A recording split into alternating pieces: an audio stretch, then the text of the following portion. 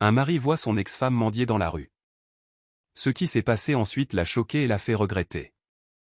Bonjour les amis, bienvenue dans notre histoire. Avant de commencer, veuillez aimer cette vidéo et vous abonner. Dites-nous aussi dans les commentaires d'où vous nous regardez. Paris, Marseille, peut-être le Canada, ou la Belgique? Nous voulons savoir. Le soleil de l'après-midi brillait, mais Nicolas Dubois ne le remarquait pas. Assis à l'arrière de sa berline de luxe noire, il fixait son téléphone, consultant des emails concernant son entreprise. Son chauffeur, Stéphane, le conduisait à travers la ville pour rencontrer un client important. Nicolas avait 42 ans. Son costume de créateur était cher et impeccablement propre. Sa montre coûtait plus cher que la voiture de la plupart des gens.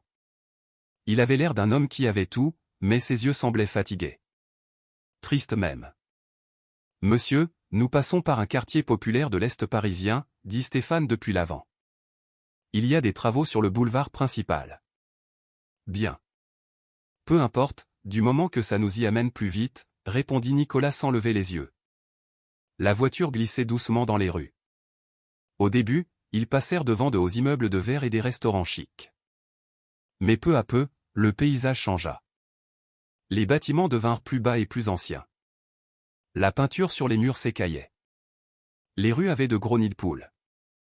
Des gens marchaient en vêtements simples, transportant de lourds sacs. Nicolas leva enfin les yeux de son téléphone.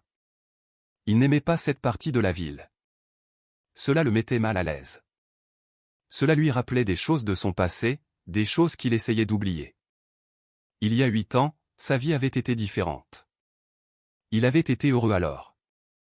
Vraiment, vraiment heureux, car il y a 8 ans, il avait eu Sandrine. Sandrine avec son sourire si doux. Sandrine avec son rire cristallin. Sandrine qui lui donnait l'impression d'être l'homme le plus spécial du monde. Non pas parce qu'il était riche, mais parce qu'elle l'aimait vraiment. Mais ensuite, elle l'avait quitté. Disparu au milieu de la nuit. Sans explication, sans un au revoir. Le souvenir faisait encore mal, comme un couteau dans sa poitrine. Arrête de penser à elle, se dit Nicolas avec colère. Elle est partie. Elle ne t'aimait pas. Elle t'a utilisé. C'est ce que sa mère disait toujours. C'est ce qu'il s'était convaincu de croire. La voiture ralentit. La circulation devenait dense. Désolé, monsieur, dit Stéphane. Beaucoup de voitures aujourd'hui. Nicolas soupira et regarda par la fenêtre. Sur le trottoir, il vit une vieille dame vendant des légumes sur une charrette en bois.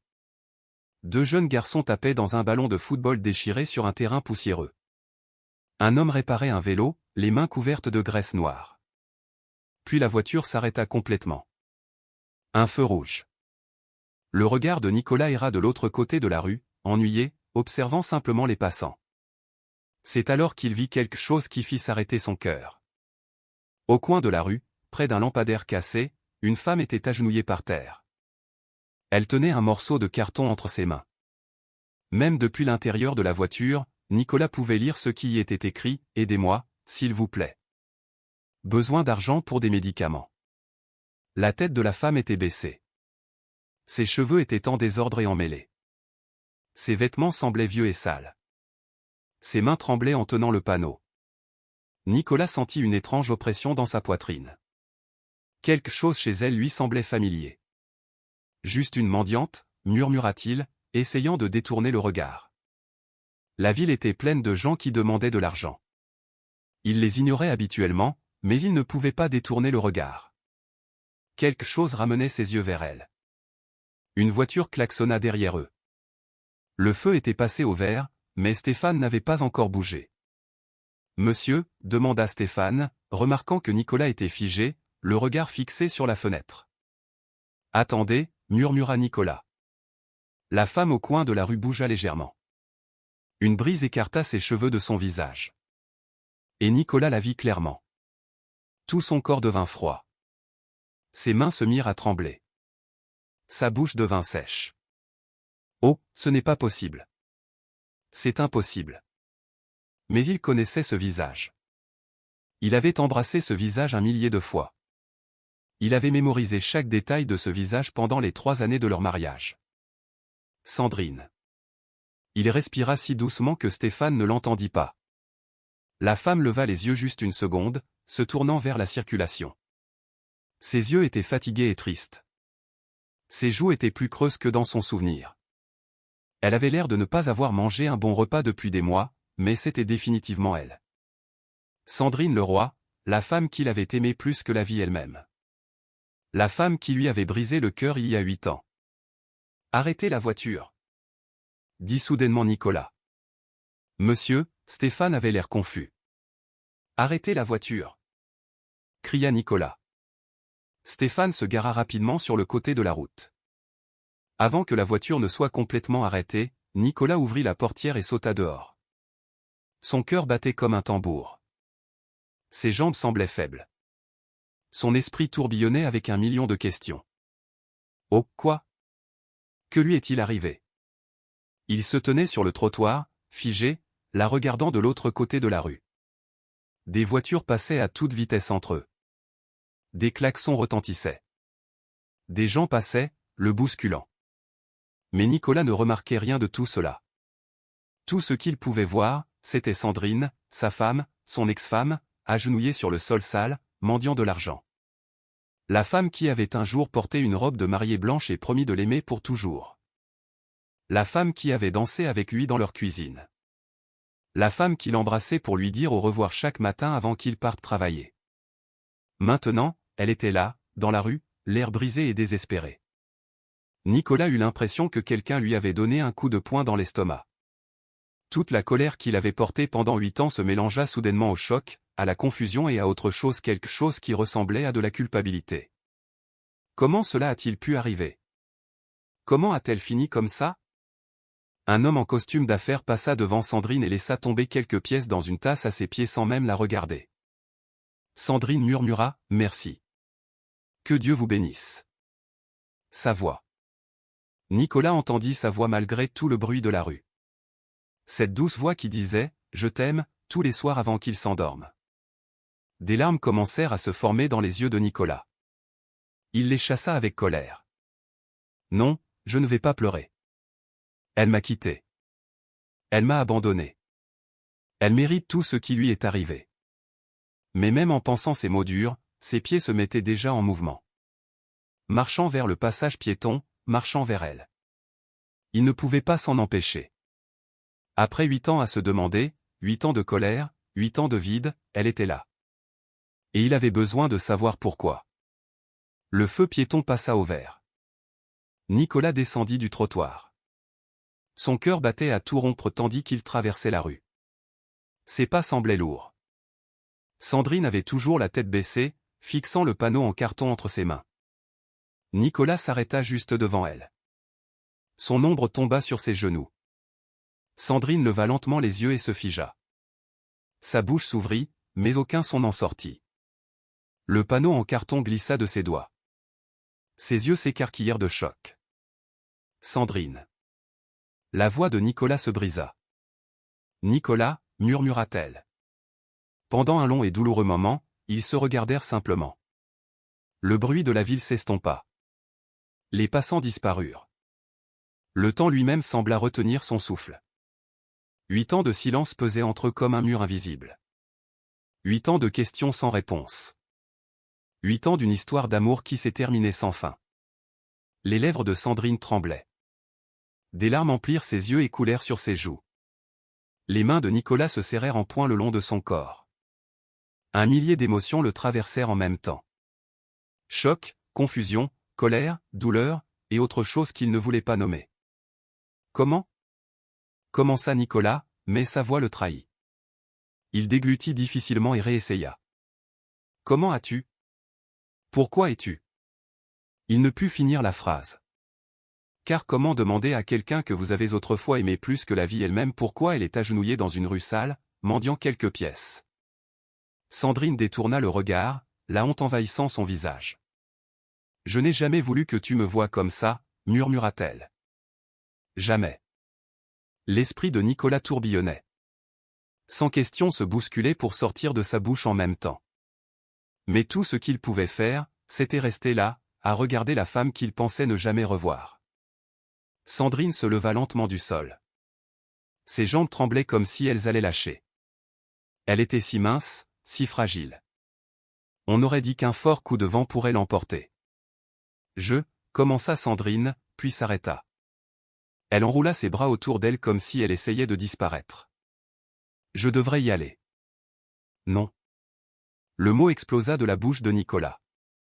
Non, tu ne vas pas t'enfuir à nouveau. Pas cette fois. Sandrine tressaillit comme s'il l'avait frappée. Nicolas prit une profonde inspiration, essayant de contrôler la tempête de sentiments en lui. Sandrine, que t'est-il arrivé? Où étais-tu? Pourquoi es-tu partie? Tu ne comprendrais pas, murmura Sandrine, regardant le sol. Alors fais-moi comprendre. La voix de Nicolas monta. Les passants se tournèrent pour les regarder, mais ils s'en fichaient. Je suis rentré à la maison et tu avais juste disparu. As-tu la moindre idée de ce que ça m'a fait? Je t'ai cherché partout. J'ai cru que tu étais blessée. J'ai cru que tu étais morte. Et puis les mois ont passé et j'ai réalisé que tu ne voulais tout simplement pas être retrouvée. Des larmes coulaient sur le visage de Sandrine. Ce n'est pas vrai. Alors pourquoi? La voix de Nicolas se brisa. Pourquoi m'as-tu quitté? Sandrine resta silencieuse un long moment. Quand elle parla enfin, sa voix était si douce que Nicolas dut se pencher pour l'entendre. Ta mère. Nicolas eut l'impression d'avoir été giflé. Quoi? Ta mère, répéta Sandrine, plus fort cette fois. Elle leva enfin les yeux vers lui et Nicolas vit tant de douleur dans son regard. Elle venait me voir toutes les semaines après notre mariage. Au début, elle disait juste de petites méchancetés. Me traitait de stupide. Disait que je ne savais pas m'habiller correctement. Me disait que je faisais honte au nom du bois. La poitrine de Nicolas se serra. Pourquoi ne m'as-tu rien dit? Je ne voulais pas causer de problème entre toi et ta mère, dit Sandrine. Je pensais que si j'essayais juste plus fort, elle m'accepterait. Mais ça a empiré. Elle m'a dit que je ruinais ta vie. Que tout le monde se moquait de toi pour avoir épousé quelqu'un comme moi. Ce n'est pas, s'il te plaît, laisse-moi finir, l'interrompit Sandrine, la voix tremblante. J'aurais pu supporter ça. Vraiment. Mais ensuite, elle s'arrêta, tout son corps tremblant. Ensuite, elle a fait des menaces. De vraies menaces. Les mains de Nicolas commencèrent à trembler. Il avait un terrible pressentiment sur la suite de l'histoire. Elle a dit que si je t'aimais vraiment, je partirais, continua Sandrine, la voix brisée. Elle a dit qu'elle détruirait ma vie si je restais.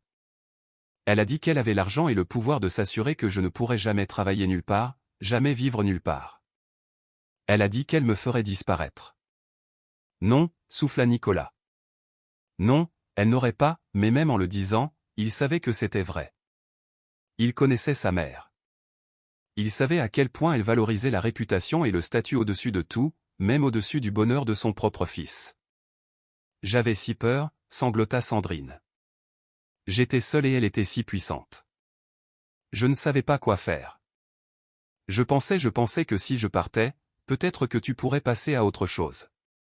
Peut-être que tu pourrais trouver quelqu'un qu'elle approuverait.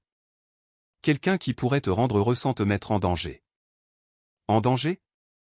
Nicolas sentit la colère monter dans sa poitrine comme un feu.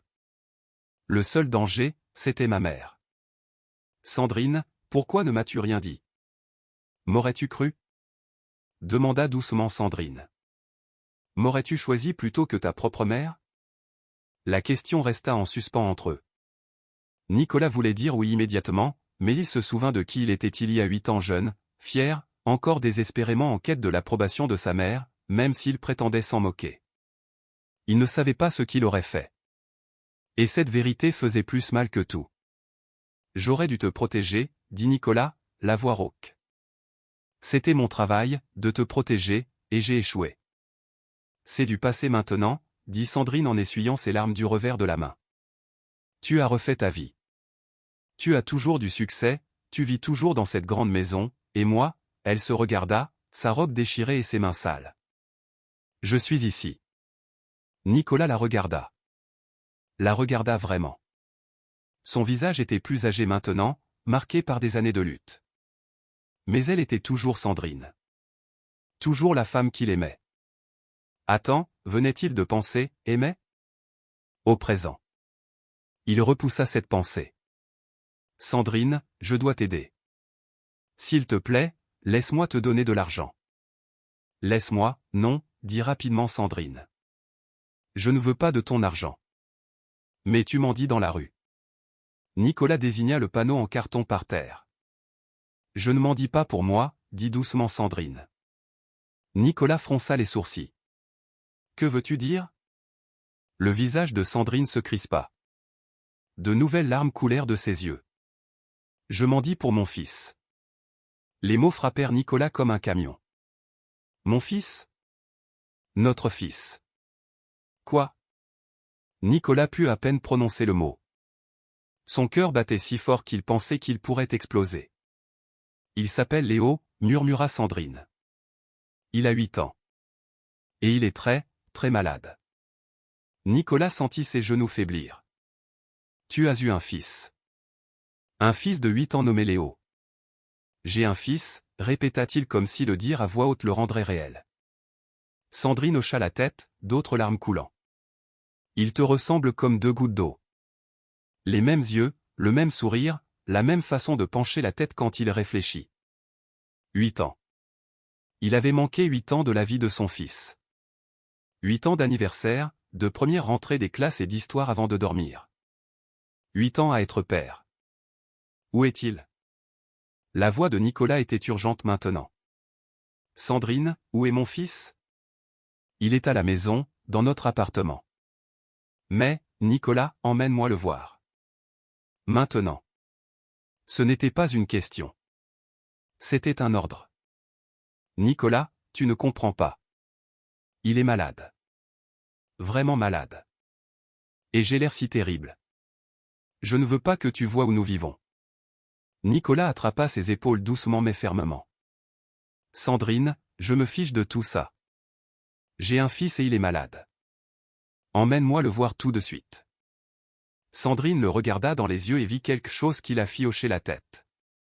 D'accord, mais ce n'est pas proche. On devrait prendre un bus. Ma voiture est juste là. Nicolas montra de l'autre côté de la rue où Stéphane attendait toujours, l'air confus. Viens.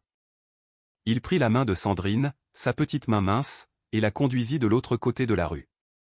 Son esprit était en ébullition. Un fils? J'ai un fils? Stéphane, changement de programme, dit Nicolas en ouvrant la portière arrière pour Sandrine. Annulez mon rendez-vous. Nous allons ailleurs. Oui, monsieur. Où allons-nous? Nicolas regarda Sandrine monter dans la voiture.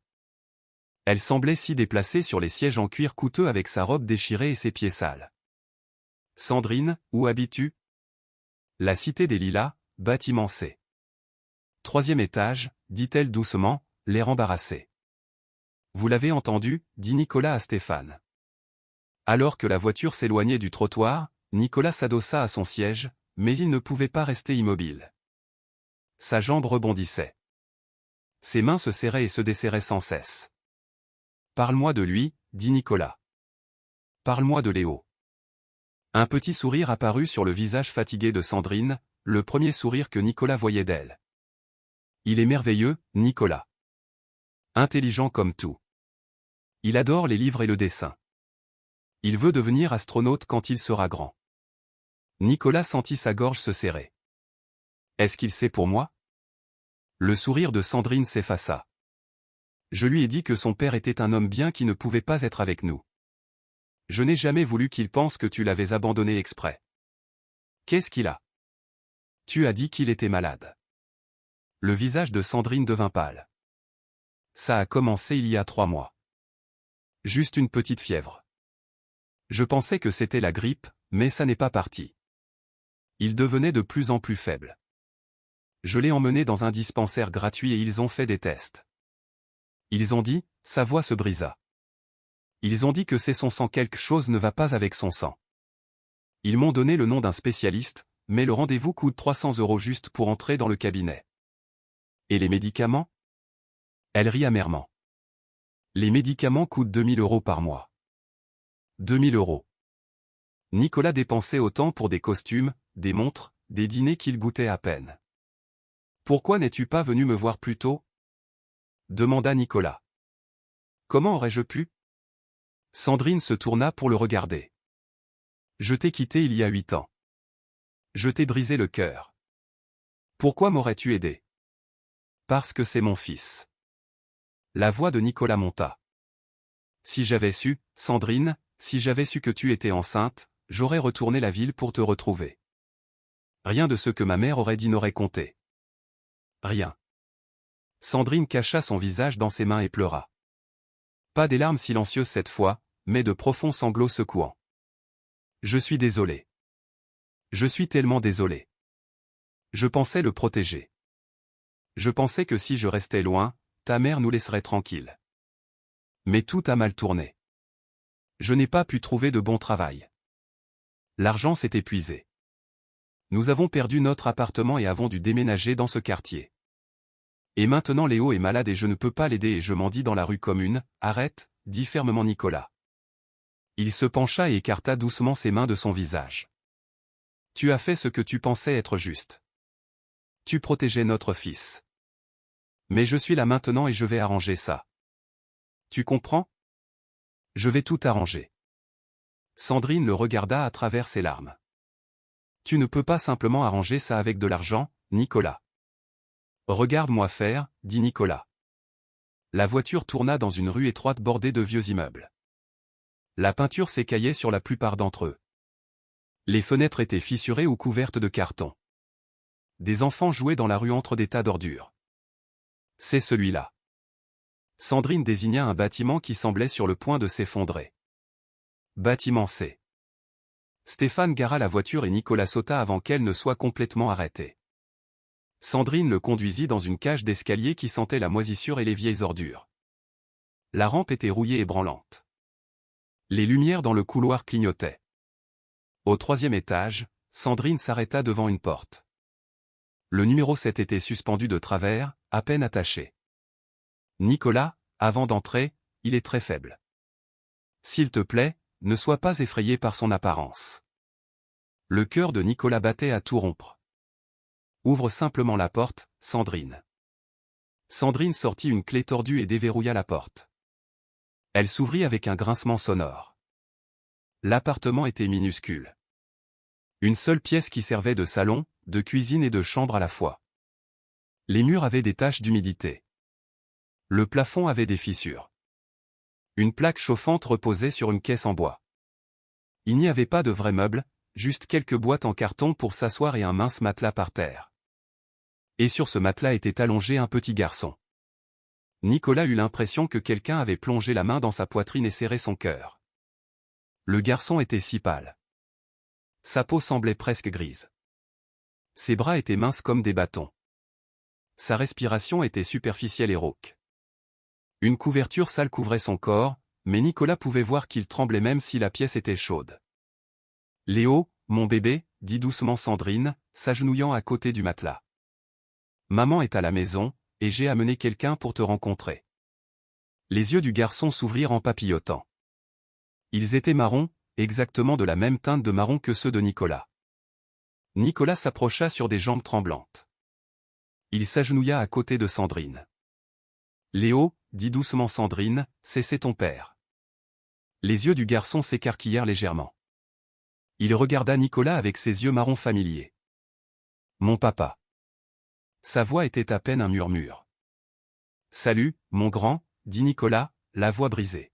« Oui, je suis ton papa. » Un minuscule sourire apparut sur les lèvres pâles de Léo. « Maman a dit que tu étais un homme bien. Que tu viendrais si tu savais pour moi. » Des larmes coulèrent sur le visage de Nicolas. Il n'essaya même pas de les arrêter. Elle avait raison. « Et je suis là maintenant, et je vais te guérir. Je te le promets. »« Je ne me sens pas bien, » murmura Léo. Nicolas regarda son fils, son magnifique fils malade, allongé sur un matelas sale dans cet appartement terrible. Il regarda Sandrine, son visage plein de peur et d'épuisement, et quelque chose en Nicolas changea. Toute la colère qu'il avait portée pendant 8 ans fondit. Toute la douleur, tout l'orgueil, tous les murs qu'il avait construits autour de son cœur, tout s'effondra en poussière.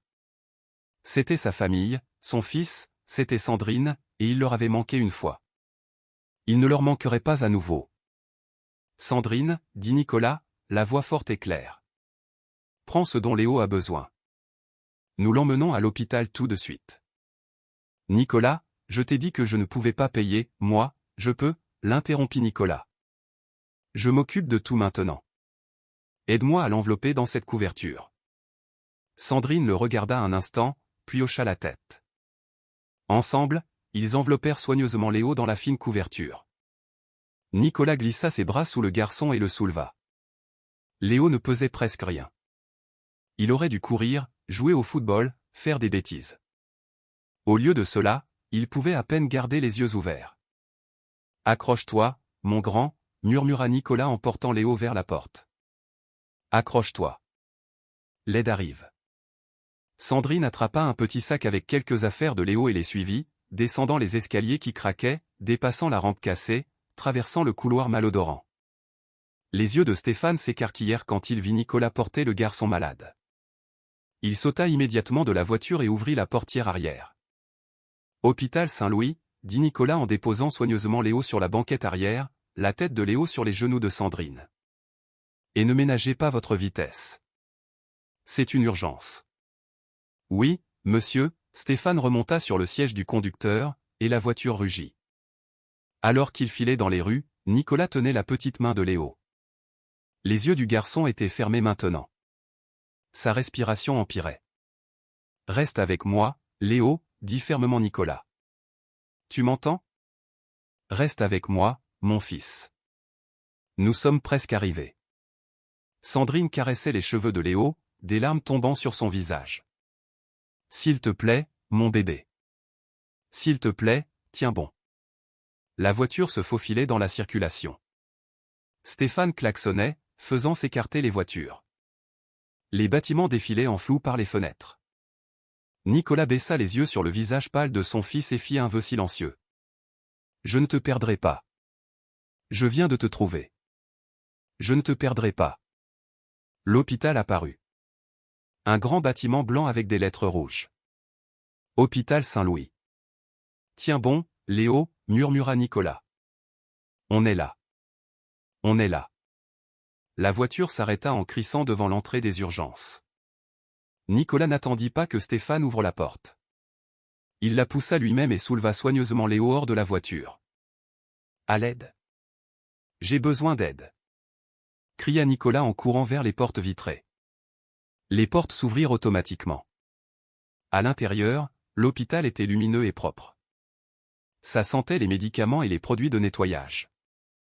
Des infirmières en uniforme bleu levèrent les yeux de leur poste. « S'il vous plaît », cria Nicolas. « Mon fils, il est très malade. » Une infirmière aux yeux bienveillants se précipita. Elle jeta un coup d'œil au visage pâle de Léo et appuya immédiatement sur un bouton au mur. « On a besoin d'un médecin ici, maintenant. Enfant en état critique. » Tout se passa très vite après ça. D'autres infirmières apparurent. Quelqu'un apporta un lit roulant, un brancard. Nicolas déposa doucement Léo dessus. « Quels sont ses symptômes ?» demanda un médecin, apparaissant de nulle part. Il avait les cheveux gris et portait une blouse blanche. « Il a une fièvre qui ne part pas », dit rapidement Sandrine, se dépêchant de suivre alors qu'il poussait Léo dans le couloir. « Il est malade depuis 3 mois. Le dispensaire a dit que quelque chose n'allait pas avec son sang. »« Ont-ils dit quoi ?» demanda le médecin, marchant vite. « Ils m'ont donné un papier. » Sandrine fouilla dans son sac avec des mains tremblantes. « Tenez. » Le médecin prit le papier et le lut rapidement. Son visage devint sérieux. « D'accord, nous devons faire des tests immédiatement. »« Êtes-vous les parents ?» ?»« Oui, » dit fermement Nicolas. « Je suis son père. »« Faites tout ce que vous avez à faire. L'argent n'est pas un problème. » Le médecin hocha la tête. « Bien. Nous prendrons bien soin de lui. » Il regarda les infirmières. « Amenez-le en chambre 302. Je veux un bilan sanguin complet, mettez-le sous perfusion et commencez un traitement antibiotique à large spectre jusqu'à ce que nous sachions exactement ce que nous traitons. Ils poussèrent le brancard à travers une autre série de portes. Nicolas essaya de suivre, mais une infirmière l'arrêta doucement. « Je suis désolé, monsieur. Vous devrez attendre ici pendant que nous l'examinons et faisons les tests. Ça ne prendra pas longtemps. » Mais, commença à protester Nicolas. « Laisse-les faire leur travail, » dit doucement Sandrine, posant sa main sur son bras. « Ils vont l'aider. » L'infirmière désigna une salle d'attente avec des chaises en plastique. « Vous pouvez attendre là. Quelqu'un viendra vous donner des nouvelles bientôt. » Nicolas regarda les portes se refermer, emportant son fils loin de lui. Il resta figé au milieu du couloir, se sentant impuissant. « Viens, » dit doucement Sandrine. « Asseyons-nous. » Ils se dirigèrent vers la salle d'attente. Sandrine s'assit sur une des chaises, mais Nicolas ne pouvait pas s'asseoir. Il faisait les 100 pas comme un lion en cage. « Je devrais être là-dedans avec lui, » dit Nicolas. « Il a peur. Il ne connaît pas ces gens. »« Il est fort, » dit Sandrine. « Il se bat contre ça depuis 3 mois. Il est plus fort qu'il n'en a l'air. » Nicolas arrêta de faire les 100 pas et regarda vraiment Sandrine pour la première fois depuis leur arrivée à l'hôpital. Sous les lumières fluorescentes vives, il pouvait voir à quel point elle était mince. À quel point elle était fatiguée. Sa robe était encore plus usée qu'il ne l'avait d'abord pensé. Il y avait un trou dans sa chaussure. « Quand as-tu mangé pour la dernière fois ?» demanda Nicolas. Sandrine cligna des yeux. « Quoi ? » De la nourriture. « Quand as-tu mangé un vrai repas pour la dernière fois ?» Sandrine détourna le regard. « Je mange. » Ce n'est pas ce que j'ai demandé. « Hier ?» dit doucement Sandrine. « J'ai mangé un reste de pot-au-feu hier. » Nicolas sentit à nouveau la colère monter dans sa poitrine. Pas contre Sandrine, contre lui-même, contre sa mère, contre toute la situation. « Reste ici. Je reviens tout de suite. »« Où vas-tu ?»« Te chercher à manger. »« Nicolas, je vais bien. Je n'ai pas faim. »« Tu vas manger, » dit fermement Nicolas. « Tu ne peux pas t'occuper de Léo si tu t'effondres. » Il descendit le couloir jusqu'à ce qu'il trouve la cafétéria de l'hôpital. Elle était petite mais propre, avec quelques personnes mangeant à des tables en plastique. Nicolas alla au comptoir et acheta tout ce qu'il pouvait porter. Des sandwichs, de la soupe, des fruits, du jus, des biscuits. Quand il retourna dans la salle d'attente, les yeux de Sandrine s'écarquillèrent. « Nicolas, c'est beaucoup trop. »« Mange, » dit-il, posant la nourriture sur la chaise à côté d'elle. « Je suis sérieux, Sandrine. » Sandrine prit un sandwich avec des mains tremblantes. Elle prit une petite bouchée, puis une autre. Puis elle commença à manger plus vite, comme si son corps se souvenait soudain à quel point il avait faim. Nicolas s'assit à côté d'elle et la regarda manger. Il sentit quelque chose se briser en lui. Cette femme, cette belle et gentille femme, avait eu faim pendant qu'il mangeait des dîners de luxe et jetait les restes. « Je suis désolé, » dit doucement Nicolas. Sandrine leva les yeux vers lui, en mâchant. « Pourquoi ? » ?»« Pour tout. Pour ne pas t'avoir protégé de ma mère. Pour ne pas t'avoir trouvé. Pour ne pas avoir été là pour toi et Léo. Pour avoir laissé passer 8 ans pendant que tu luttais seul. » Sandrine avala sa nourriture et secoua la tête. « Ce n'est pas ta faute. Tu ne savais pas. »« J'aurais dû savoir, » dit Nicolas. « J'aurais dû chercher plus activement. »« J'aurais dû, Nicolas. » Sandrine posa son sandwich et le regarda. Vraiment. Le regarda. On ne peut pas changer le passé. On peut seulement réparer le présent. Avant que Nicolas puisse répondre, une infirmière apparut. « Monsieur Dubois. » Nicolas se leva d'un bond. « Oui. Comment va-t-il » L'infirmière sourit. « Le docteur aimerait vous parler. Si vous voulez bien me suivre. » Nicolas et Sandrine suivirent l'infirmière dans un couloir et dans un petit bureau. Le médecin aux cheveux gris de tout à l'heure était assis à un bureau, regardant des papiers. « Asseyez-vous, s'il vous plaît, » dit le médecin. Nicolas et Sandrine s'assirent sur les 2 chaises en face du bureau. La jambe de Nicolas rebondissait nerveusement. D'abord, laissez-moi me présenter correctement, dit le médecin. Je suis le docteur Bernard. Je travaille en pédiatrie depuis 25 ans. Comment va mon fils? Demanda immédiatement Nicolas. Il est stable pour le moment, dit le docteur Bernard. Nous l'avons mis sous perfusion pour lui apporter des fluides et des nutriments. Nous avons aussi commencé les antibiotiques. Mais qu'est-ce qui ne va pas chez lui? Demanda Sandrine, la voix tremblante. Le docteur Bernard regarda ses papiers. D'après les premiers résultats sanguins et le rapport du dispensaire, Léo a une condition appelée anémie aiguë. Son corps ne produit pas assez de globules rouges sains. Qu'est-ce que ça veut dire? Demanda Nicolas. Pouvez-vous y remédier? La bonne nouvelle, c'est que oui, c'est traitable, dit le docteur Bernard. Mais cela nécessite des soins continus.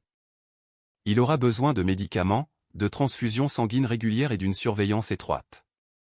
Avec un traitement approprié, les enfants atteints de cette maladie peuvent vivre des vies normales et saines. Sandrine laissa échapper un sanglot de soulagement. Dieu merci. Cependant, continua le docteur Bernard, je dois être honnête avec vous. Le traitement est coûteux.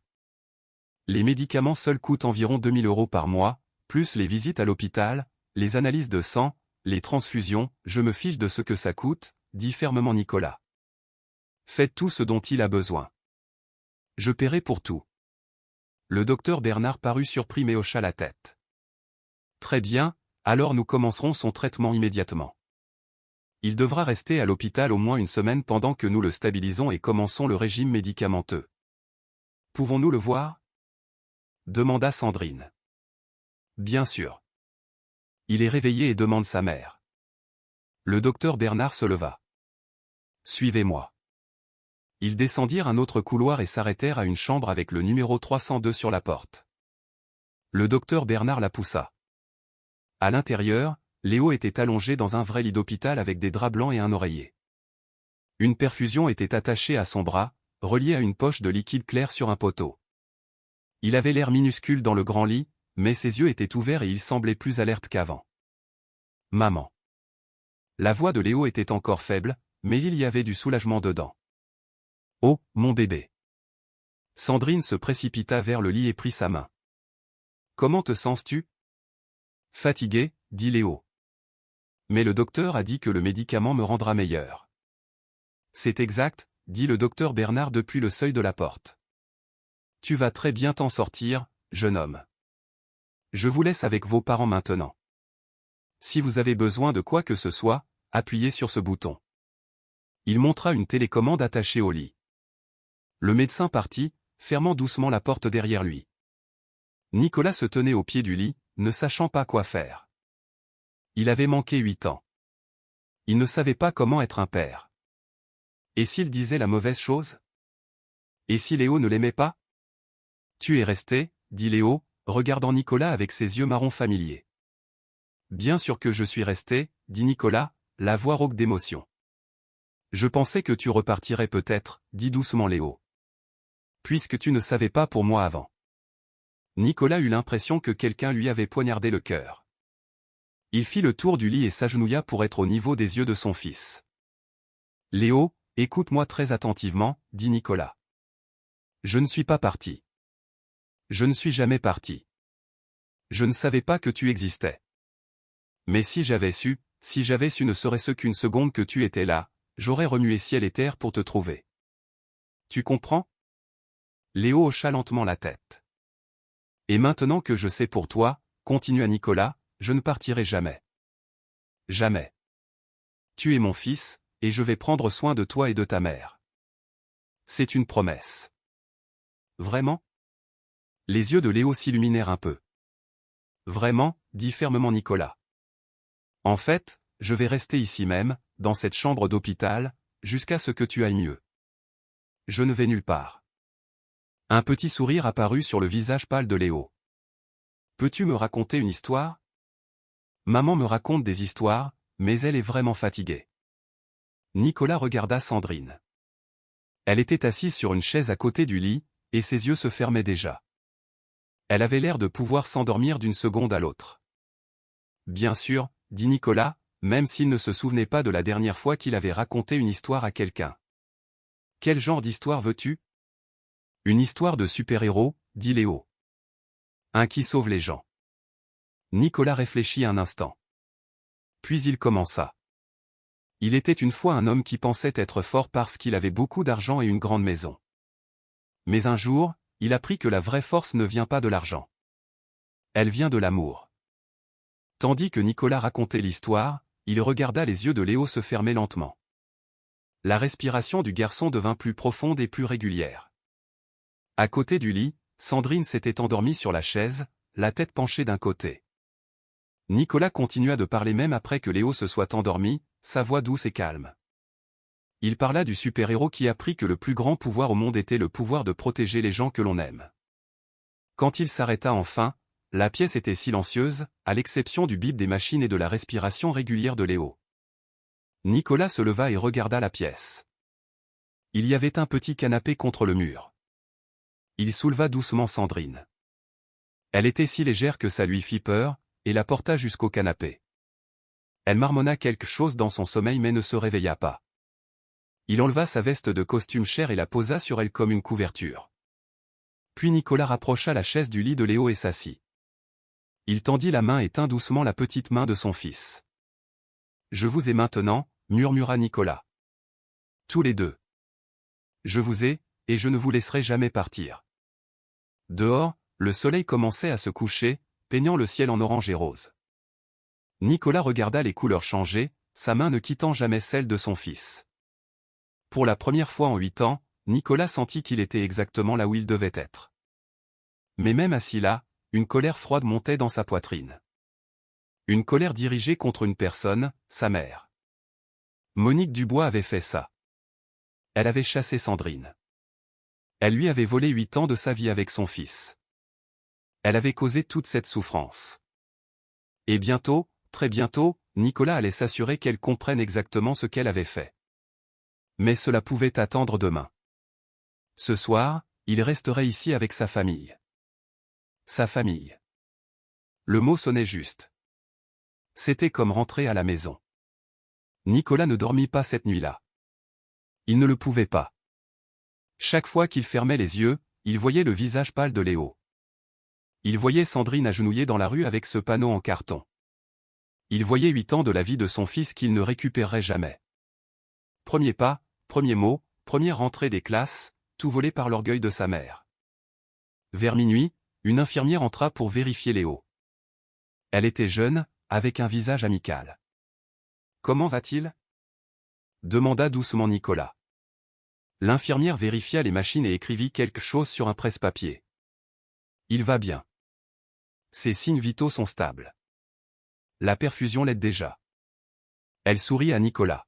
« Vous devriez essayer de vous reposer. Nous prendrons bien soin de lui. »« Je ne peux pas dormir, » admit Nicolas.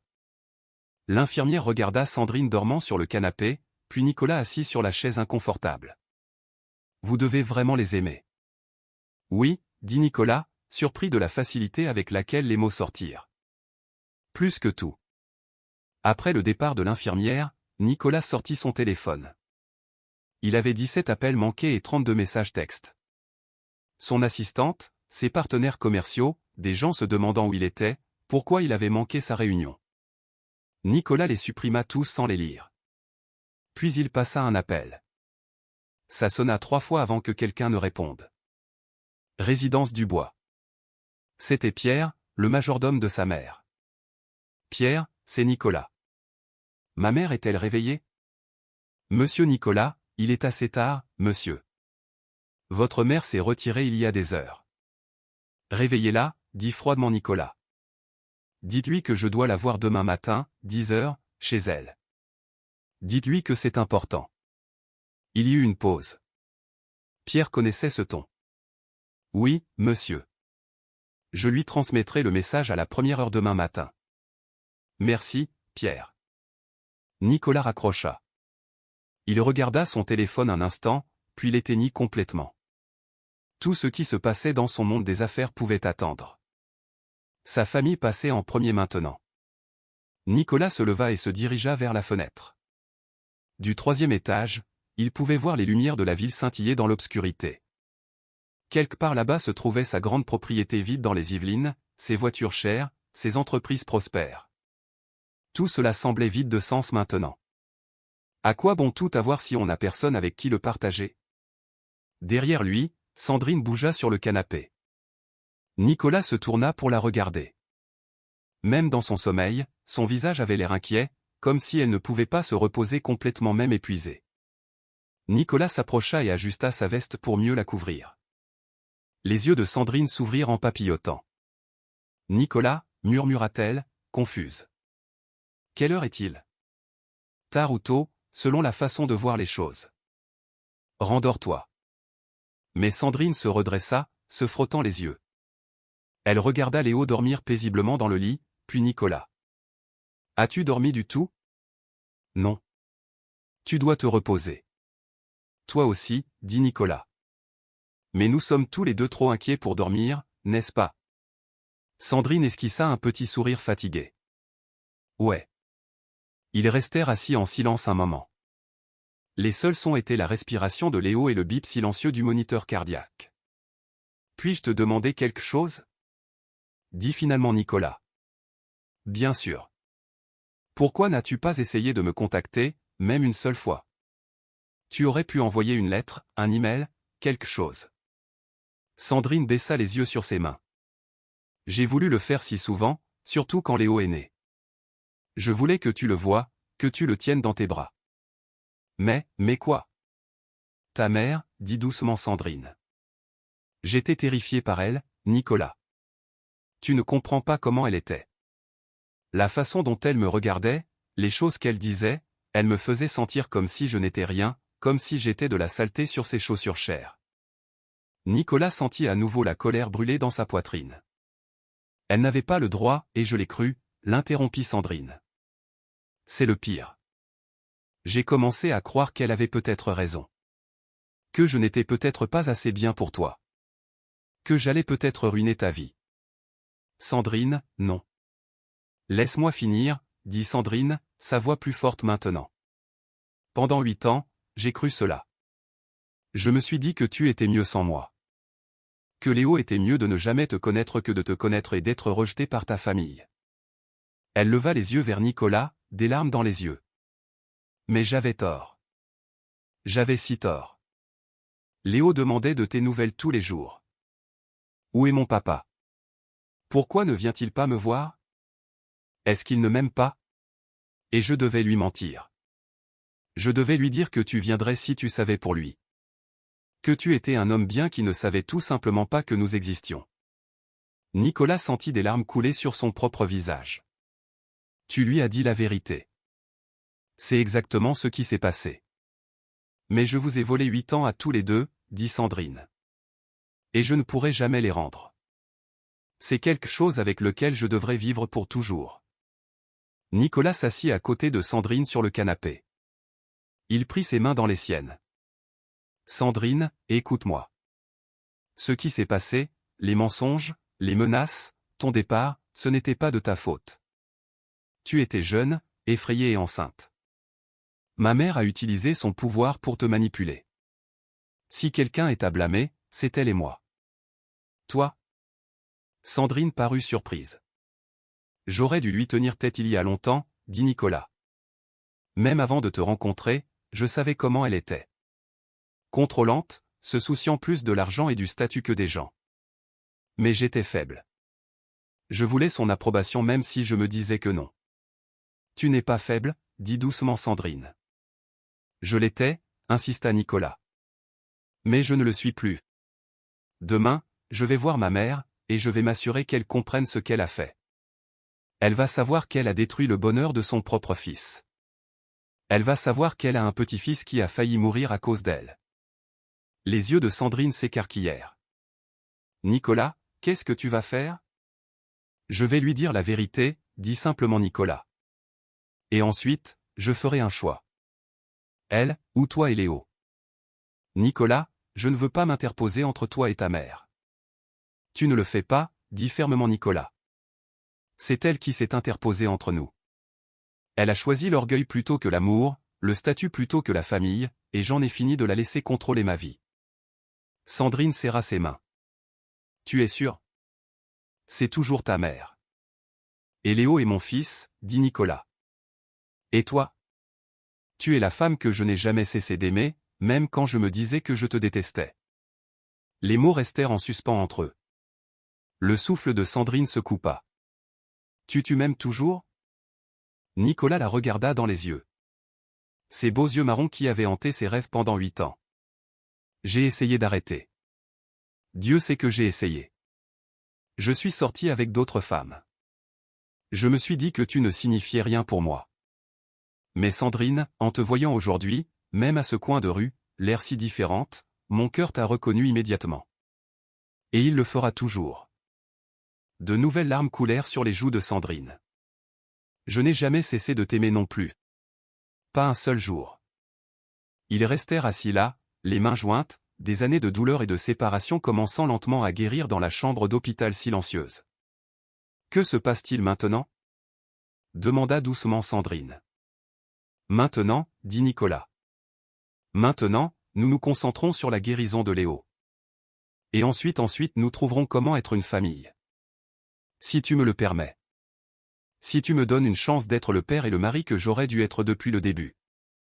Nicolas, ce n'est pas si simple. Pourquoi pas? Demanda Nicolas.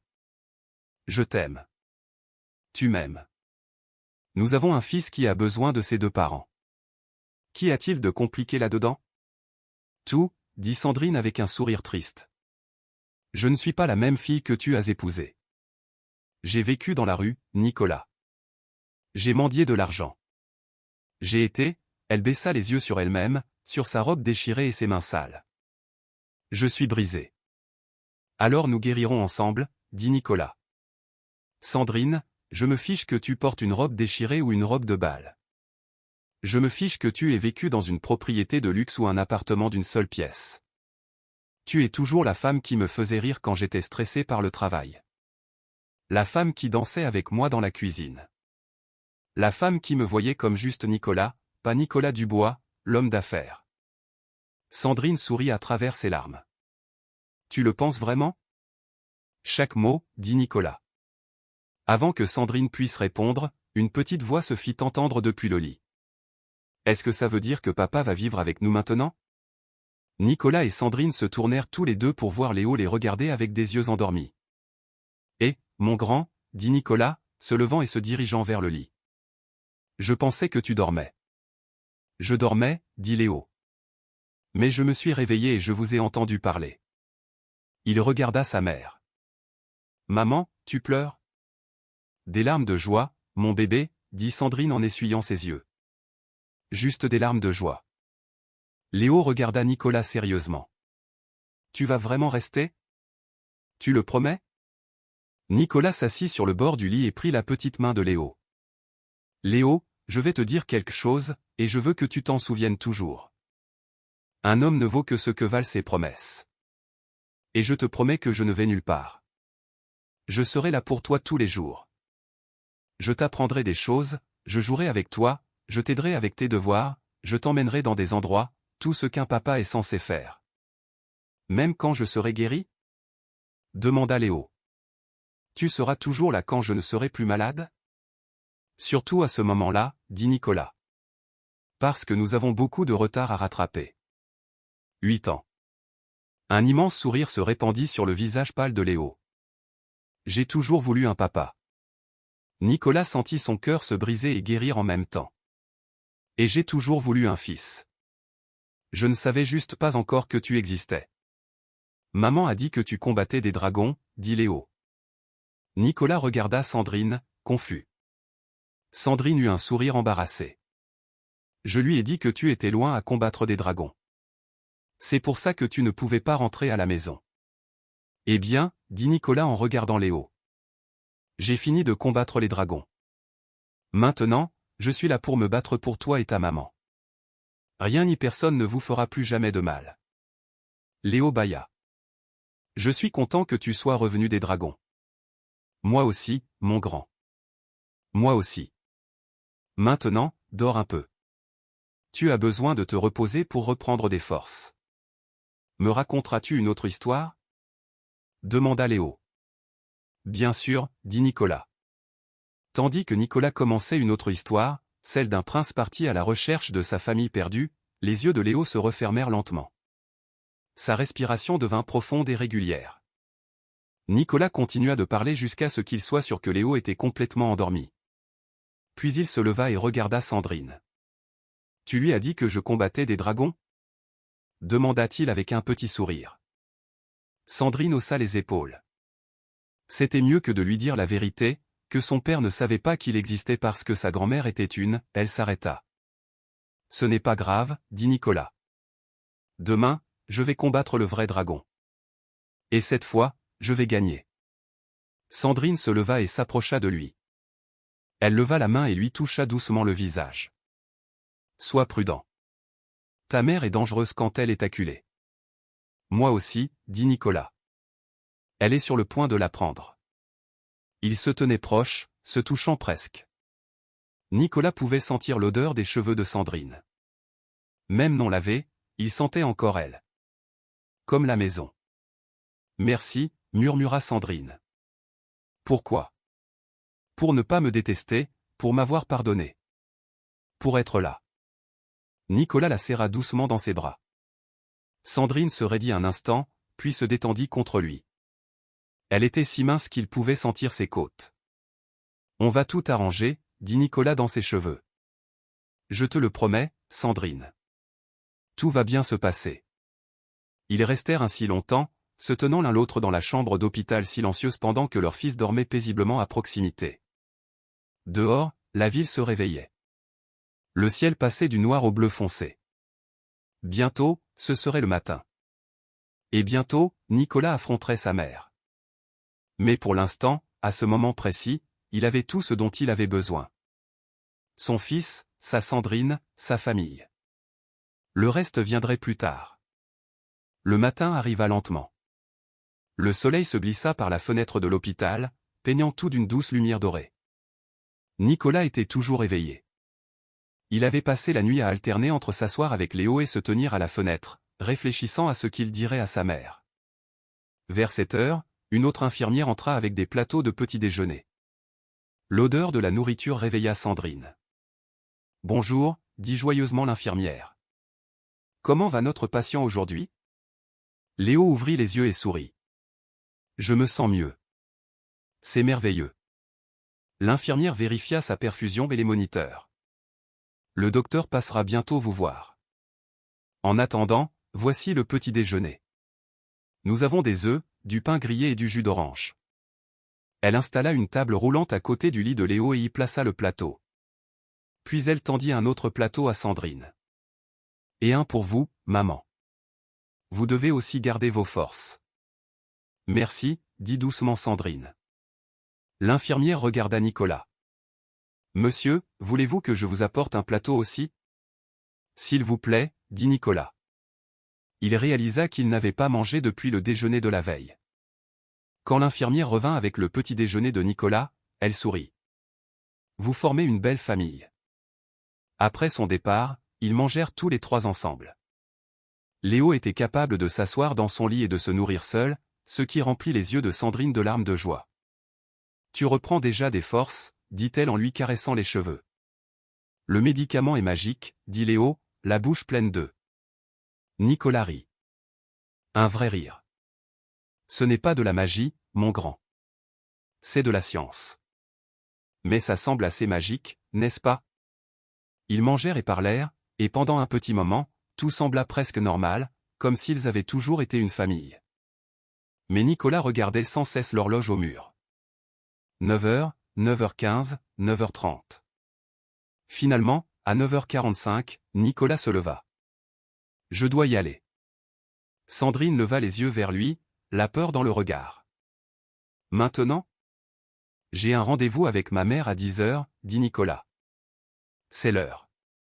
Nicolas, peut-être que tu devrais attendre. Peut-être, plus d'attente, dit fermement Nicolas. Ça se termine aujourd'hui. Il se dirigea vers le lit de Léo et embrassa le front de son fils. Je reviens bientôt. D'accord? Où vas-tu? Demanda Léo. Je dois aller parler à quelqu'un, dit Nicolas. Quelqu'un qui doit apprendre une leçon importante. C'est une mauvaise personne? Demanda innocemment Léo. Nicolas fit une pause. Comment dire à son fils qu'il va affronter sa grand-mère? Une grand-mère dont il ne connaissait même pas l'existence. C'est quelqu'un qui a fait de très mauvais choix, dit prudemment Nicolas. Et je dois m'assurer qu'il comprenne que ses choix ont blessé des gens. Léo hocha la tête sérieusement, comme s'il comprenait. D'accord, papa. Reviens vite. Papa. Les mots faisaient encore bondir le cœur de Nicolas. Je le ferai, promit Nicolas. Il se tourna vers Sandrine. Elle se leva et l'accompagna jusqu'à la porte. S'il te plaît, ne sois pas trop en colère, dit doucement Sandrine. La colère fait dire des choses qu'on regrette. Je ne dirai rien que je regretterai, dit Nicolas. Je vais seulement lui dire la vérité. Sandrine le serra rapidement dans ses bras. Sois prudent. Je le serai. Nicolas quitta l'hôpital et trouva Stéphane qui l'attendait dans la voiture. Le chauffeur sauta en voyant Nicolas. Monsieur, je suis resté ici toute la nuit. Allez-vous bien? Est-ce que le garçon, Léo va s'en sortir, dit Nicolas. Merci d'avoir attendu, Stéphane. J'ai besoin que vous m'emmeniez chez ma mère. Les sourcils de Stéphane se haussèrent, mais il ne posa pas de questions. Oui, monsieur. Le trajet jusqu'à la somptueuse propriété de Monique Dubois dans les Yvelines dura 30 minutes. C'était de l'autre côté de la ville, dans le quartier le plus riche où toutes les maisons ressemblaient à des palais. En passant les grilles en fer forgé et en remontant la longue allée, Nicolas sentit sa mâchoire se crisper. Il avait grandi dans cette maison. Il avait joué dans ce jardin. Il avait dîné à cette longue table, mais cela n'avait jamais été un foyer. Pas vraiment. Cela avait toujours ressemblé à un musée. Beau, mais froid. Stéphane arrêta la voiture devant l'immense porte d'entrée.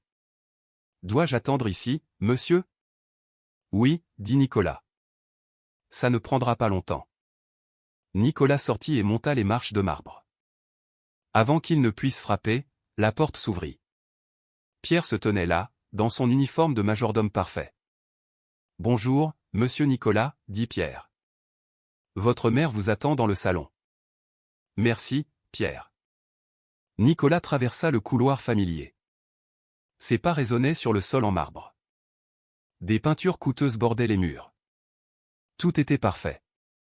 Tout était à sa place. Tout, sauf sa vie. Il atteignit le salon et poussa la lourde porte en bois. Monique Dubois était assise dans son fauteuil préféré, une chose à haut dossier qui ressemblait à un trône. Elle portait une robe couleur crème et des perles. Ses cheveux gris étaient parfaitement coiffés. Elle tenait une tasse de thé dans une main. Elle leva les yeux quand Nicolas entra et son visage montra sa désapprobation. « Nicolas, tu as une mine affreuse. Quand as-tu dormi pour la dernière fois? Et où est ta cravate? Tu ne peux pas te promener en ayant l'air d'un vulgaire, tais-toi, dit froidement Nicolas. La bouche de Monique Dubois se referma d'un coup. Ses yeux s'écarquillèrent. Nicolas ne lui avait jamais parlé comme ça auparavant. Assieds-toi, mère. Nous devons parler. Nicolas, je n'apprécie pas ton ton.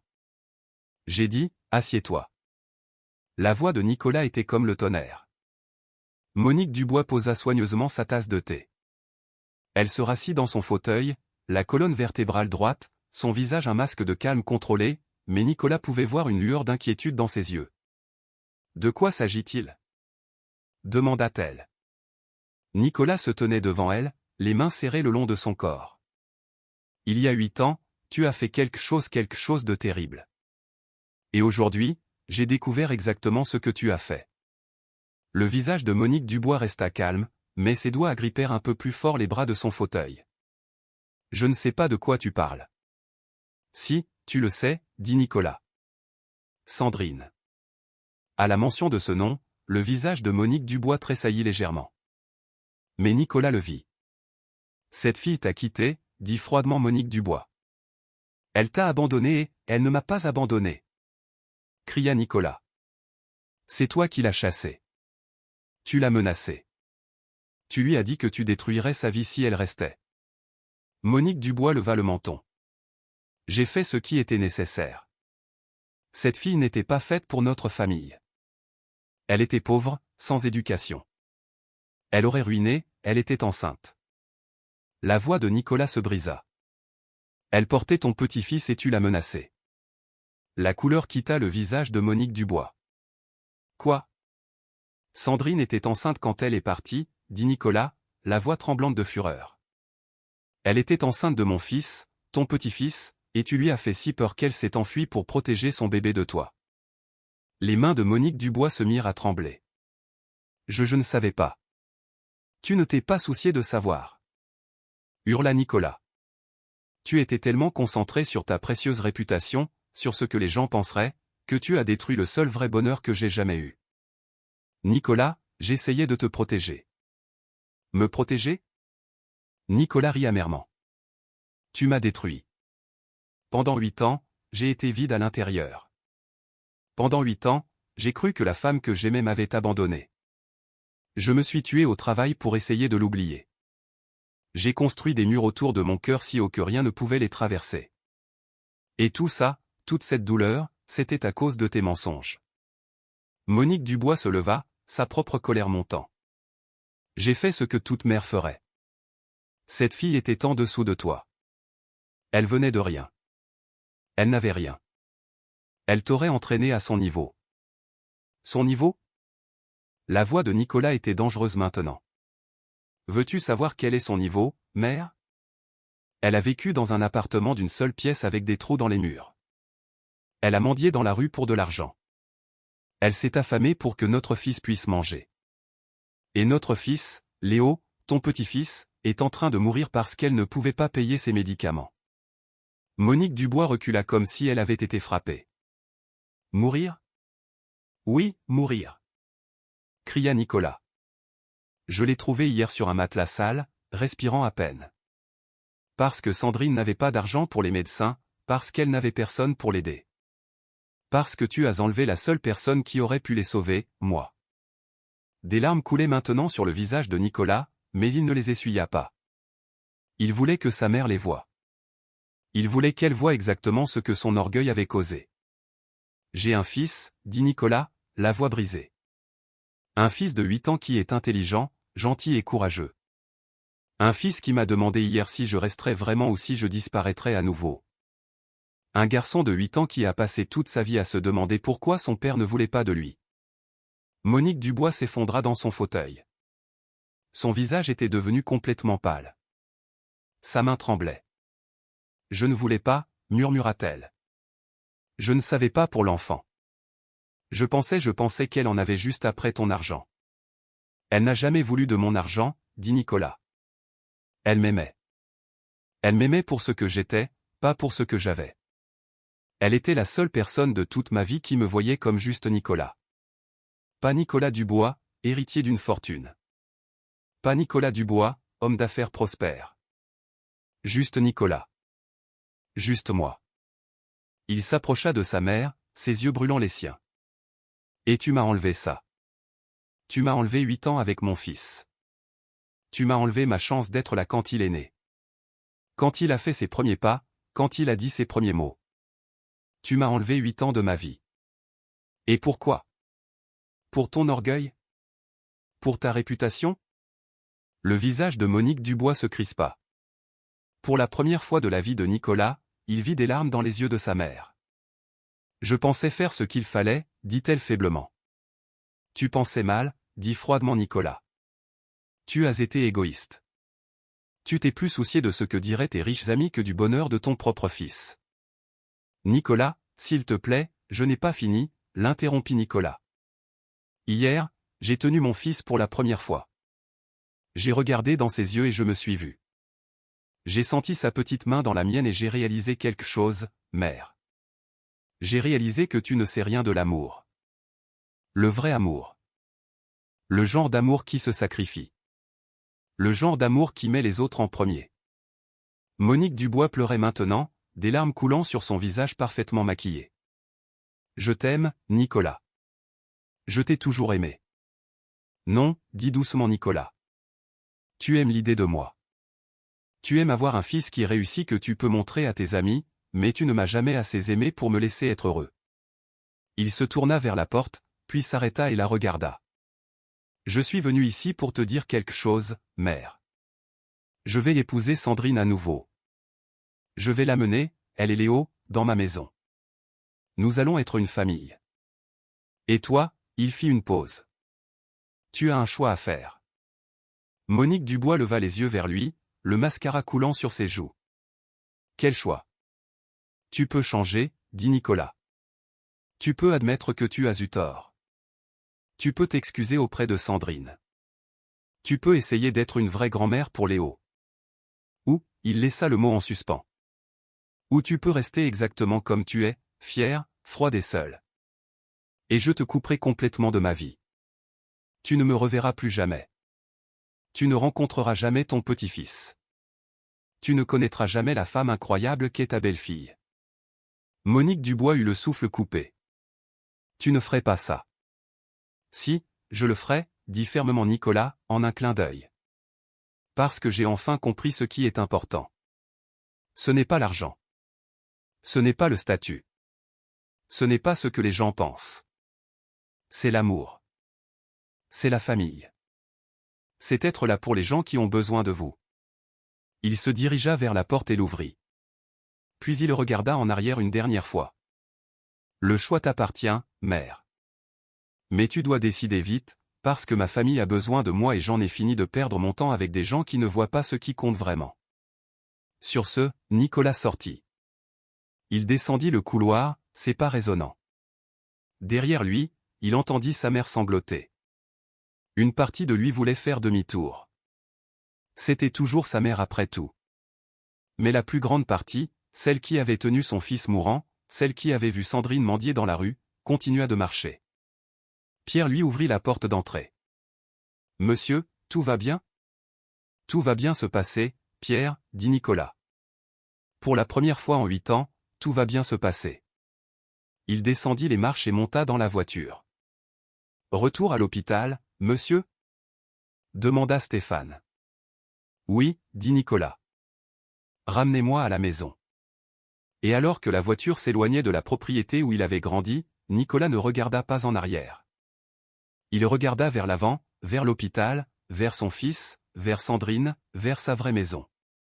Nicolas retourna à l'hôpital, se sentant plus léger qu'il ne l'avait été depuis des années.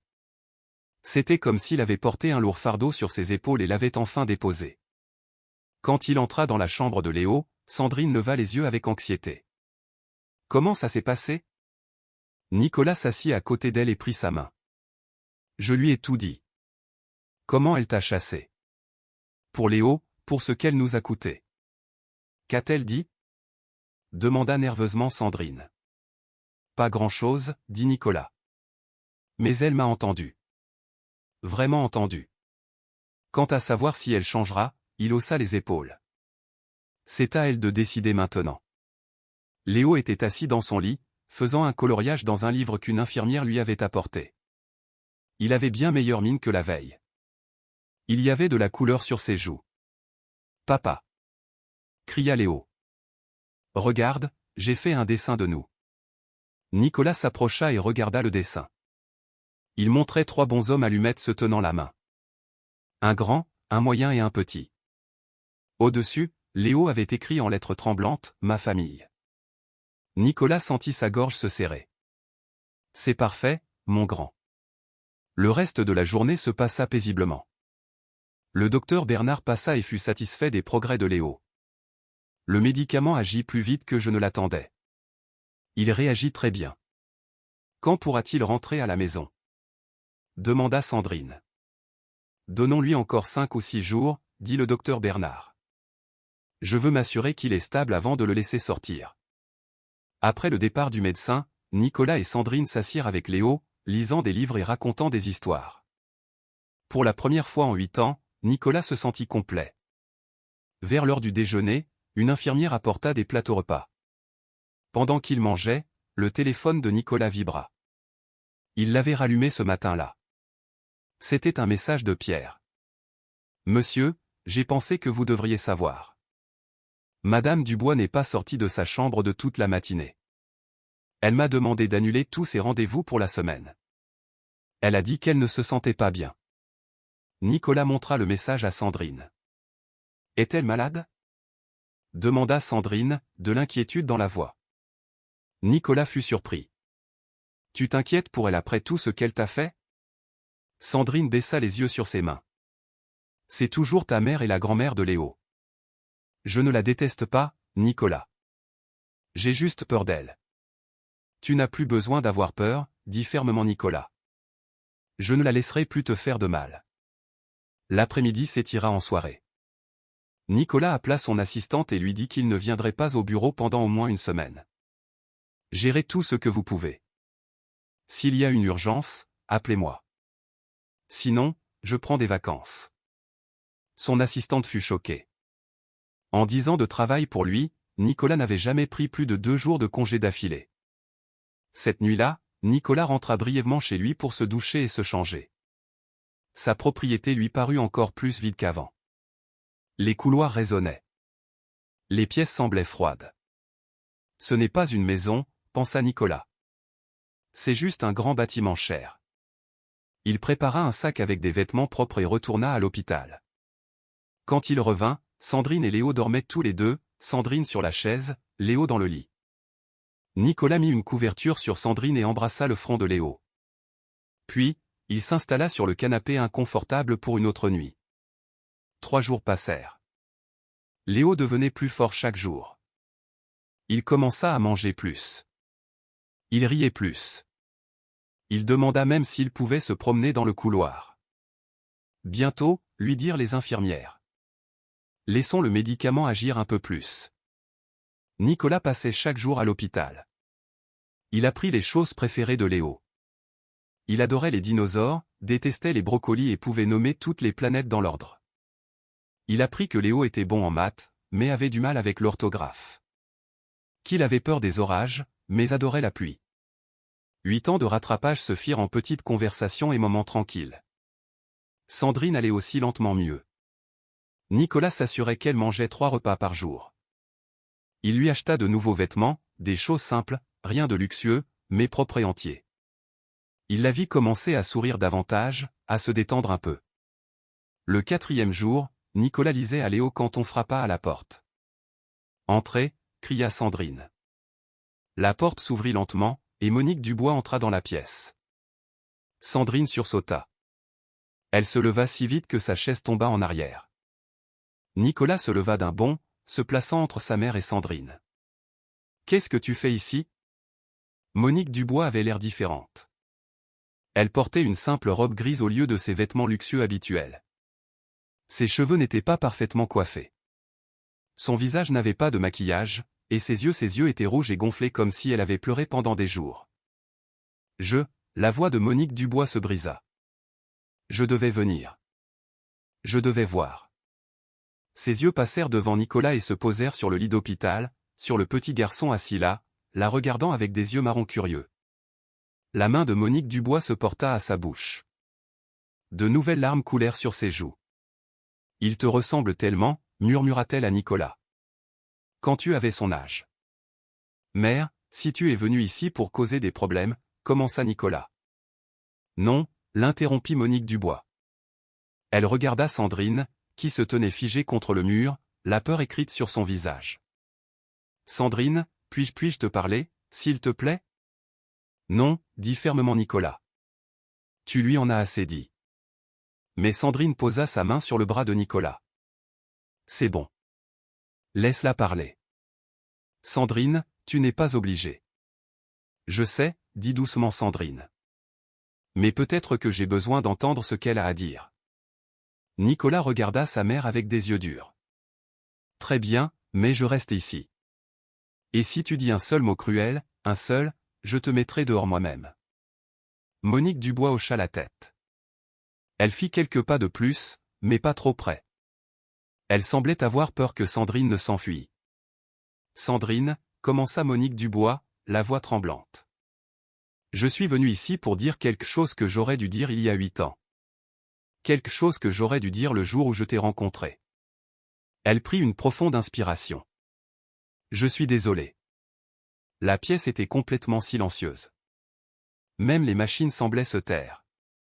Je suis désolé pour les choses horribles que je t'ai dites, continua Monique Dubois, des larmes coulant sur son visage. Je suis désolé de t'avoir traité comme si tu ne valais rien. Je suis désolé de t'avoir menacé. Je suis désolé de t'avoir chassé. Et surtout, sa voix se brisa complètement. Je suis désolé d'avoir enlevé le père de ton fils. D'avoir enlevé ces 8 années. C'est quelque chose que je ne pourrai jamais, jamais réparer. Sandrine se tenait très immobile, les yeux écarquillés. Je me suis dit que je protégeais Nicolas, dit Monique Dubois. Je me suis dit que tu n'étais pas assez bien, que tu lui ferais du mal, que tu en avais juste après son argent. Mais la vérité est, elle baissa les yeux sur ses mains. La vérité est que j'étais jalouse. Jalouse ? Murmura Sandrine. Tu le rendais heureux, dit Monique Dubois. Vraiment, vraiment heureux. Je le voyais dans ses yeux quand il te regardait. Il souriait plus. Il riait plus. Il semblait plus léger. Et j'ai réalisé que je ne l'avais jamais rendu aussi heureux. Pas une seule fois dans sa vie. Nicolas eut l'impression d'avoir reçu un coup de poing dans l'estomac. Il n'avait jamais entendu sa mère admettre une faiblesse auparavant. Jamais entendu admettre qu'elle avait tort. Je l'ai élevé pour qu'il réussisse, continua Monique Dubois, pour qu'il soit riche, pour qu'il soit puissant, mais je ne lui ai jamais appris à être heureux. Et puis tu es arrivé et tu lui as montré le bonheur sans même essayer. Et au lieu d'être reconnaissante, j'étais jalouse. Alors je l'ai détruit. Elle leva enfin les yeux vers Sandrine, son visage plein de douleur et de regret. J'ai détruit la meilleure chose qui soit jamais arrivée à mon fils. Et je t'ai blessé, toi, une jeune femme innocente qui ne voulait que l'aimer. Il n'y a pas d'excuse assez grande pour ce que j'ai fait. Pas de mots qui puissent effacer la douleur que j'ai causée. Mais j'ai besoin que tu saches. Je suis tellement, tellement désolé. Les mains de Sandrine tremblaient. Des larmes coulaient sur ses joues. Pourquoi me dites-vous ça maintenant? Parce que je suis mourante, dit doucement Monique Dubois. Tout le monde se figea. Quoi? Souffla Nicolas. Monique Dubois esquissa un sourire triste. Pas tout de suite. Les médecins disent que j'ai peut-être 5 ans, peut-être moins. Quelque chose ne va pas avec mon cœur. Elle rit amèrement. C'est approprié, n'est-ce pas? Je dois enfin faire face au fait que mon cœur a toujours été brisé. Nicolas se sentit pris de vertige. Mère, laisse-moi finir, dit doucement Monique Dubois. Quand je l'ai appris, ma première pensée a été, qui viendra à mes funérailles? Et j'ai réalisé, probablement personne qui se soucie vraiment de moi. J'ai de l'argent. J'ai une grande maison. J'ai des amis importants. Mais je n'ai pas d'amour. Pas de vrai amour. Elle regarda Nicolas. Tu avais raison sur tout ce que tu m'as dit. Je ne sais pas comment aimer. Je sais seulement comment contrôler, comment manipuler, comment utiliser l'argent et le pouvoir pour obtenir ce que je veux. Elle se retourna vers Sandrine. Mais en te regardant avec Léo ces dernières minutes, même depuis le seuil de la porte avant que je ne frappe, j'ai vu le vrai amour. Le genre d'amour que je n'ai jamais donné à Nicolas. Le genre d'amour que je n'ai jamais ressenti pour personne. Monique Dubois s'approcha lentement de Sandrine. Sandrine se tendit mais ne recula pas. Sandrine, dit doucement Monique Dubois. Je sais que je ne mérite pas ton pardon. Je sais que je ne pourrai jamais rattraper ce que j'ai fait. Mais je te le demande quand même. S'il te plaît, pardonne-moi. Donne-moi une chance d'être meilleure. D'être la grand-mère que ce petit garçon mérite. D'être la belle-mère que tu aurais dû avoir. Sandrine regarda Nicolas. Il pouvait voir la question dans ses yeux. Que dois-je faire? Nicolas s'approcha et se tint à côté de Sandrine. Il prit sa main. C'est ton choix, dit-il doucement. Quelle que soit ta décision, je te soutiendrai. Sandrine regarda Monique Dubois, cette femme qui l'avait terrorisée, qui l'avait chassée de sa maison, qui lui avait volé 8 ans de sa vie. Et puis Sandrine regarda Léo, observant tout avec de grands yeux confus. Sandrine prit une profonde inspiration. Je vous pardonne. Monique Dubois haleta. Je vous pardonne, répéta Sandrine, sa voix plus forte maintenant. Non pas parce que vous le méritez, mais parce que, elle regarda Nicolas, puis Léo. Parce que s'accrocher à la haine est trop lourd. Parce que Léo mérite de connaître sa grand-mère. Et parce que, elle fit une pause, parce que tout le monde mérite une seconde chance. Monique Dubois s'effondra sur une chaise et sanglota. Pas des larmes silencieuses et dignes, mais des sanglots bruyants, laids et déchirants. Des années d'orgueil et de froideur se brisant d'un seul coup. Sandrine s'approcha lentement et se tint devant elle. Puis, après un moment d'hésitation, elle posa sa main sur l'épaule de Monique Dubois. Monique Dubois leva les yeux, choquée. Mais Sandrine dit fermement, « Si jamais vous blessez mon fils, si jamais vous le faites se sentir inférieur, si jamais vous le traitez comme vous m'avez traité, cette seconde chance se termine. Comprenez-vous » Monique Dubois hocha frénétiquement la tête. « Je comprends. Je le promets. Je le jure sur tout ce que j'ai. » Sandrine recula. Monique Dubois essuya ses yeux et se leva en tremblant. Elle regarda le lit d'hôpital où Léo était assis, observant toujours avec confusion. « Puis-je » demanda doucement Monique Dubois. « Puis-je rencontrer mon petit-fils » Nicolas regarda Léo. « Qu'en penses-tu, mon grand ? Veux-tu rencontrer ta grand-mère » Léo pencha la tête, réfléchissant. « Est-ce qu'elle est gentille » Elle essaie de l'être, dit honnêtement Nicolas. Léo réfléchit un instant de plus, puis hocha la tête. « D'accord. » Monique Dubois s'approcha lentement du lit, comme si elle s'approchait de quelque chose de précieux et de fragile. Elle s'arrêta au bord et baissa les yeux sur Léo. « Bonjour, dit-elle doucement. Je m'appelle Elisabeth, mais tu peux m'appeler mamie si tu veux. »« Salut, mamie, dit Léo. Puis, avec l'honnêteté innocente d'un enfant, il demanda, « Pourquoi as-tu l'air triste ?» Monique Dubois rit à travers ses larmes. « Parce que j'ai perdu beaucoup de temps, mon chéri. Du temps que j'aurais pu passer à te connaître. »« Ce n'est pas grave, dit simplement Léo. Tu es là maintenant. » Ces 4 mots, tu es là maintenant, semblèrent briser quelque chose en Monique Dubois. Elle mit sa main sur sa bouche et pleura à nouveau. « Il est magnifique, murmura-t-elle à Nicolas. Il est si beau. Il l'est, acquiesça Nicolas. Et il est intelligent et gentil, tout comme sa mère. Monique Dubois regarda Sandrine. Vraiment. La regarda. J'avais si tort à ton sujet. Tu n'es pas en dessous de nous. Tu es meilleur que nous. Sandrine secoua la tête. Je ne suis pas meilleure. Je suis juste différente. Non, dit fermement Monique Dubois. Tu es meilleure. Tu sais aimer de manière désintéressée. C'est quelque chose que l'argent ne pourra jamais acheter. Monique Dubois resta à l'hôpital 2 heures ce jour-là. Elle s'assit à côté du lit de Léo et l'écouta parler de dinosaures et de l'espace.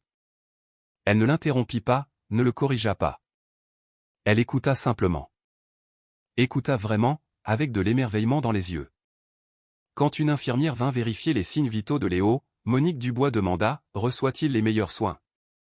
A-t-il besoin de quelque chose, de spécialiste, de meilleurs médicaments? Mère, dit doucement Nicolas. Il reçoit tout ce dont il a besoin. Monique Dubois hocha la tête, mais Nicolas pouvait voir ses doigts taper nerveusement sur son sac à main. Avant de partir, elle prit Nicolas à part. Je veux l'aider, dit-elle doucement. Pas pour acheter le pardon. Je sais que je ne peux pas faire ça. Mais j'ai de l'argent. Tu ne devrais pas avoir à tout payer seul. J'en ai les moyens, dit Nicolas. Je sais que tu en as les moyens, dit Monique Dubois. Mais laisse-moi faire ça. Laisse-moi aider mon petit-fils, s'il te plaît. C'est le moins que je puisse faire. Nicolas regarda dans les yeux de sa mère et vit quelque chose qu'il n'avait jamais vu auparavant. L'humilité. D'accord, dit-il finalement. Merci. Monique Dubois serra sa main. Merci de me donner une chance. Après son départ, Sandrine laissa échapper un long soupir. C'était la chose la plus difficile que j'ai jamais faite. Lui pardonner? Demanda Nicolas. Oui, dit Sandrine. Une partie de moi voulait lui crier dessus, lui dire qu'elle ne mérite pas de connaître Léo. Elle regarda leur fils qui dessinait une autre image. Mais s'accrocher à la colère ne ferait que nous blesser nous, pas elle. Nicolas serra Sandrine dans ses bras. Tu es incroyable. Tu le sais ça. Sandrine sourit contre sa poitrine. J'ai appris il y a longtemps que le pardon n'est pas pour l'autre personne. C'est pour soi-même. C'est choisir la paix plutôt que la douleur. 6 jours après son admission, Léo sortit de l'hôpital. Le docteur Bernard leur donna des instructions précises sur son traitement et ses rendez-vous de suivi. Il devra revenir toutes les 2 semaines pour des analyses de sang, expliqua le docteur Bernard. Et s'il montre des signes de fièvre ou de faiblesse, amenez-le immédiatement. Nous le ferons, promit Nicolas.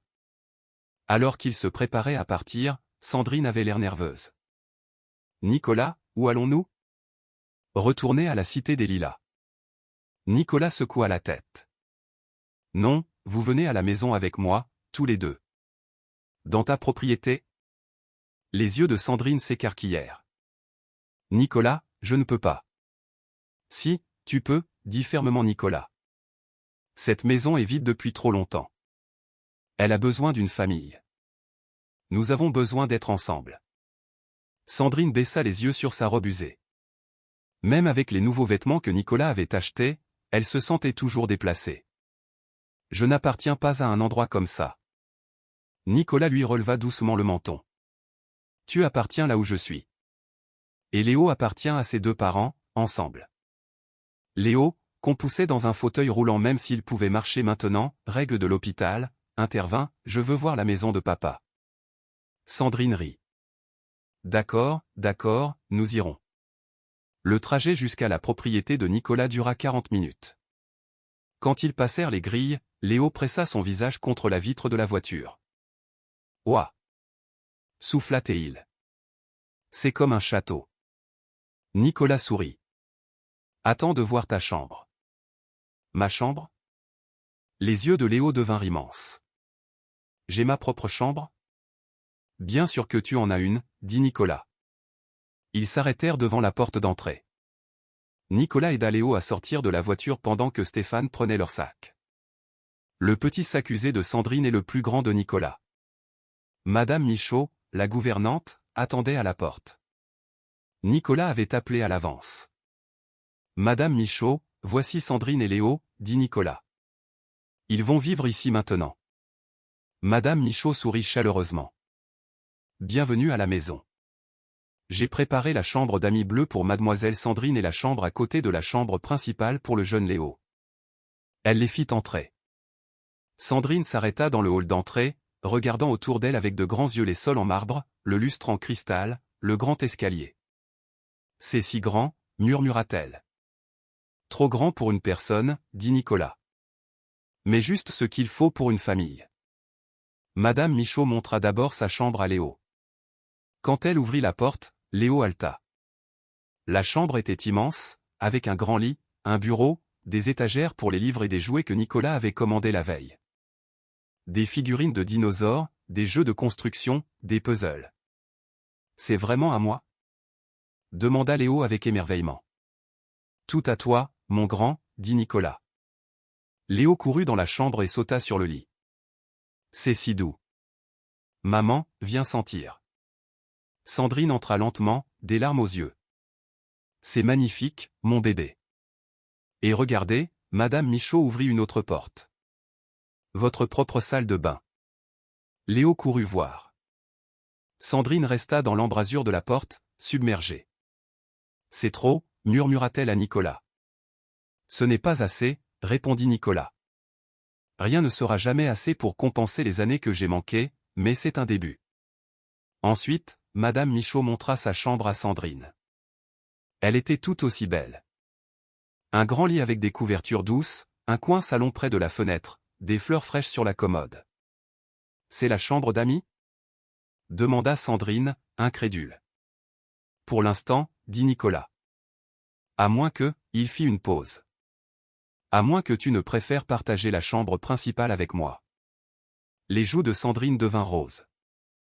Nicolas, nous ne sommes plus mariés. Pas encore, dit Nicolas. Mais Sandrine, je pensais ce que j'ai dit à l'hôpital. Je veux que nous soyons une famille. Une vraie famille.